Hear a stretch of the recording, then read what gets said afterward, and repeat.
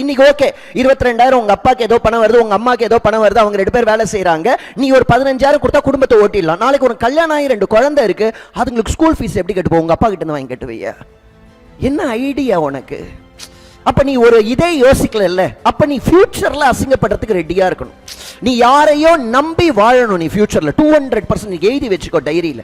நீ ஏதோ ஒரு திறமையை நீ வளர்த்துக்கல, ஏதோ ஒரு ஸ்ட்ராங்கா ஒரு திறமையை நீ வளர்த்துக்கல, உனக்குள்ள இன்டெகிரிட்டியை நீ கொண்டு வரல, ஒரு பாசிட்டிவ் ஆட்டிடியூட கொண்டு வரல, ஒரு ஹையர் பர்செப்ஷன் உனக்கு இல்ல, ஒரு நல்ல பர்சனோட நீ வேலை செய்யல அப்படின்னா நீ எப்படி பெரிய லெவலுக்கு? எல்லா சார்ட்டர்ட் அக்கவுண்டன்ட்ஸ் நாங்க சேர்ந்து ஒரு கிராஜுவேட்டையும் ஒரு சிஏக்கு ஈக்குவலண்டா ஆக்கணும். இப்போ ஒரு சிஏக்கு 1 லட்சம் சேலரி, ஒரு கிராஜுவேட்டுக்கு 10,000 ரூபாய் சேலரி, 15,000 ரூபாய் சேலரி.